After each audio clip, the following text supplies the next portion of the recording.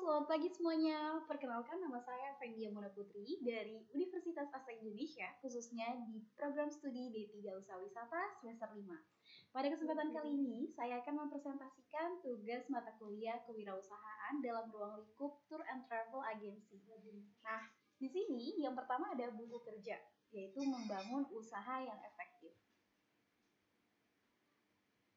Nah, area fungsi bisnisnya adalah wellness tour atau paket tour yang dijalankan bertema kesehatan, yaitu di dalamnya dapat berupa aktivitas-aktivitas seru seperti yoga dan lain sebagainya yang berhubungan dengan paket tour di luar ruangan dalam artian outdoor. Nah, tanggal pelaksanaannya ini di 15 Oktober 2025. Nama pelaksananya itu saya sendiri, Fendia Mona Putri. Langkah pertama yaitu mengidentifikasi tipe-tipe ide dan juga konsepsi peluang berdasarkan konteks bisnis. 1.1 yaitu tipe ide-ide yang diidentifikasi berdasarkan solusi-solusi yang ditawarkan. Rekaman hasil yaitu memberi kenyamanan serta memberikan manfaat kesehatan untuk wisatawan. 1.2 yaitu konsepsi peluang dan juga aspek esensial, prinsip-prinsip peluang yang diidentifikasi untuk menarik peluang bisnis. Nah, contohnya yaitu diinginkan dan layak seperti keadaan dan juga situasi. Nah, aspek esensial atau prinsip-prinsip peluangnya dapat mencakup atraktif atau tahan lama suatu paket tour yang dibuat ini. Yang kedua, mengidentifikasi peluang berdasarkan pendekatan kewirausahaan. Nah, 2.1 tren yang diamati yaitu untuk mengidentifikasi gap peluang bisnis dan juga ide-ide baru. Tren lingkungan strategis berupa kekuatan ekonomi, dari tingkat ekonomi, level pendapatan, pola pengeluaran konsumen, ada kekuatan sosial, kecenderungan sosial budaya, perubahan demografi, dan juga apa yang orang lain pikirkan tentang paket tour ini. Lalu kemajuan teknologi, seperti teknologi baru, tuntutan teknologi baru, serta pengguna baru untuk teknologi lama. Di 2.2 ada masalah suatu sektor atau bidang yang diidentifikasi yang dapat menjadi peluang bisnis. Masalah-masalahnya yaitu biasanya muncul seperti sarana dan prasarana, komunikasi dan juga publisitas.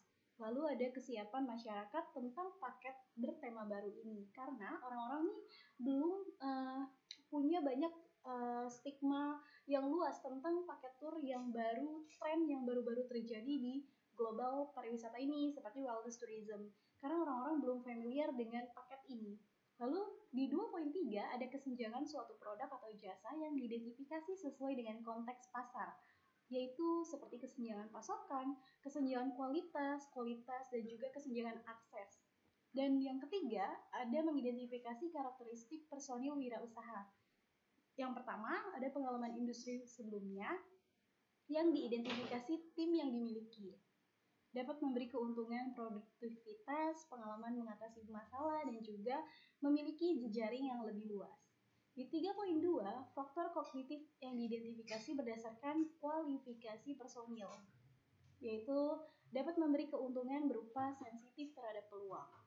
3.3, jaringan sosial yang diidentifikasi berdasarkan pengalaman dalam jejaring sosial, yaitu hubungan yang kuat.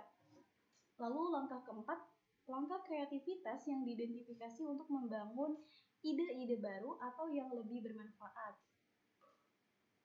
Langkahnya yaitu mulai dari persiapan, inkubasi, wawasan, evaluasi, serta yang terakhir elaborasi. Yang keempat yaitu membangun ide-ide bisnis dengan cara praktek brainstorming yang dikembangkan dengan aturan dan juga dengan sesi tertentu. Nah, prakteknya dapat menghasilkan beberapa gagasan tentang topik tertentu. Terus aturannya tidak ada tidak ada sara dan juga tidak diperbolehkan, termasuk tertawa kecil, mengangkat alis, atau ekspresi wajah yang mengekspresikan skeptisisme atau keraguan yang dapat memicu keambiguan, kritik menghentak kreativitas dan juga menghambat arus bebas ide. Lalu yang kedua ada free willing, yaitu merupakan ekspresi bebas dari ide-ide bebas dari peraturan atau pembatasan yang dianjurkan karena semakin banyak ide maka akan semakin baik. Baik itu ide gila atau ide aneh dapat mengarah mengarah kepada gagasan bagus atau solusi untuk masalah. Lalu ada sesi bergerak cepat dan juga tidak ada yang diizinkan untuk memperlambat langkahnya. Misalnya, penting untuk menangkap esensi gagasan daripada meluangkan waktu untuk menuliskannya dengan rapi. Yang terakhir adalah leapfrogging. Dianjurkan karena menggunakan satu gagasan sebagai sarana untuk melompat maju dengan cepat ke gagasan lainnya. Nah, yang kedua ada focus group discussion. Focus group discussion ini biasanya kita sering lihat di beberapa event dan juga ada beberapa kaidah-kaidahnya yang terdiri dari 5-10 orang terkait dengan isu, lalu membantu menghasilkan ide-ide, lalu tidak lanjut dari brainstorming dan juga dipimpin oleh moderator biasanya. Yang ketiga adalah library dan juga internet research. Dilakukan untuk mengembangkan ide-ide bisnis. Contohnya ada sosial media, blogs, viral, networking, website, dan lain sebagainya. Yang keempat ada ide-ide bisnis, produk atau jasa yang diidentifikasi untuk dapat dikembangkan.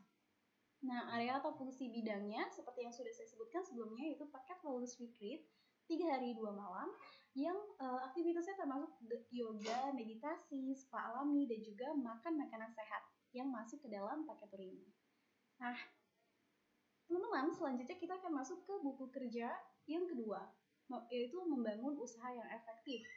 Nah, di sini sama seperti tadi, produk atau jasa konsultasinya masih dengan paket tour wellness tourism. Langkah pertamanya, menentukan produk yang akan kita buat dengan konsep bisnisnya.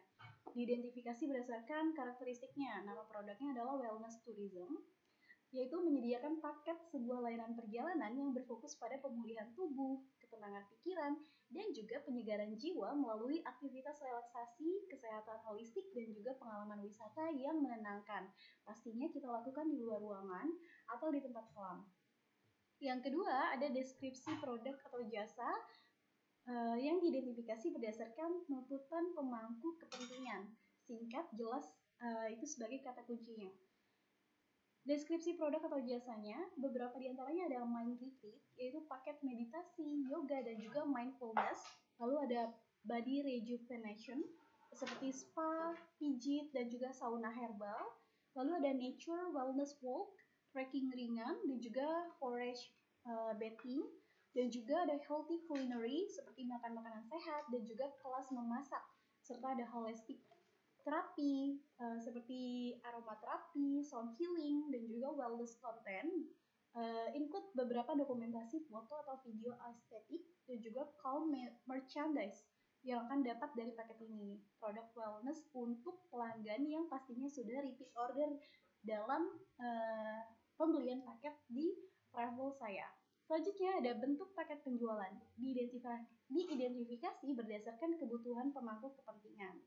Bentuknya yaitu paket, karena dalam satu paket itu sudah termasuk beberapa komponen yang include beberapa contohnya yang tadi saya sebutkan. Lalu yang kedua, mengidentifikasi target pasar. Target pengguna atau klien diidentifikasi berdasarkan kemungkinan yang dapat, yaitu target penggunanya seperti pemasaran tersegmentasi, pemasaran yang dibedakan, dan juga pemasaran terkonsentrasi, pemasaran khusus. Yang kedua, target lokasi pemasaran.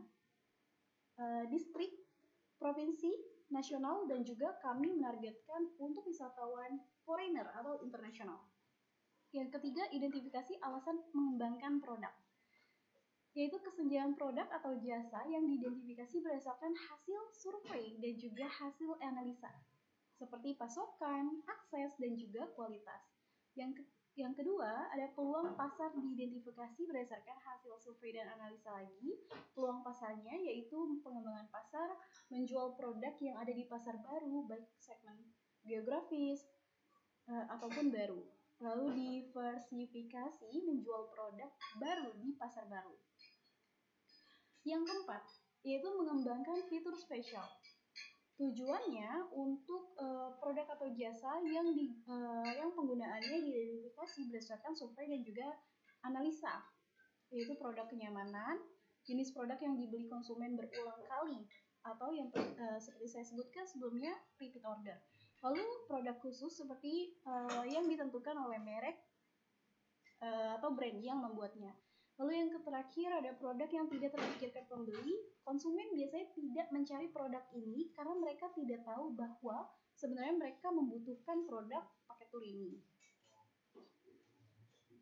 4.2 yaitu fitur-fitur utama yang ditawarkan. Masih seperti tadi berdasarkan analisa dan juga tujuan dalam penggunaannya. Fitur utama janji. Pastinya kita menjanjikan wisatawan dapat merasakan kesehatan setelah membeli paket ini. Lalu ciri-ciri kepribadian, cerita, dan juga asosiasi.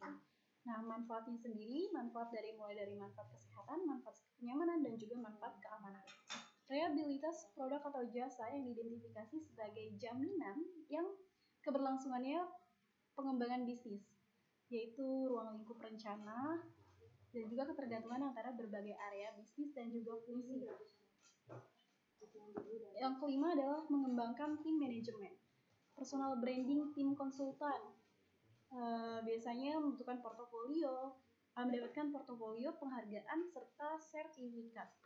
Lalu yang ke 5.2 yaitu kualifikasi tim, kerangka kualifikasi nasional. Level kerangka kualifikasi 1 sampai dengan 9. Nah, selanjutnya kita akan melanjutkan pembahasan ketiga atau yang terakhir, yakni checklist analisa kelayakan usaha.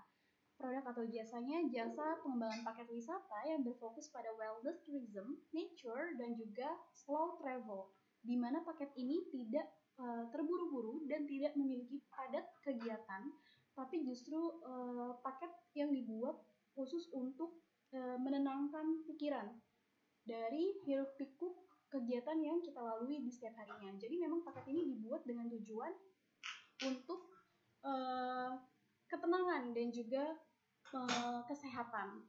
Penyusunan konsep bisnisnya masih saya, Fendia Mona Putri, dan yang pertama ada tingkat diinginkan pasar terhadap produk atau jasa. Nah, poin pertama ada mengambil keuntungan dari tren lingkungan. Ini berpotensi tinggi, sama dengan nilainya 1. Lalu yang kedua ada menyelesaikan masalahnya, berpotensi tinggi, nilainya 1. Lalu ada mengatasi kesenjangan yang tidak terisi di pasar, potensi sedang, sama dengan poin 0. Ketetapan waktu masuk ke pasar, berpotensi sedang, nilainya 0. Lalu ada luasnya gagasan, menambahkan nilai bagi pembeli atau pengguna akhir, yaitu nilainya 1, berpotensi tinggi.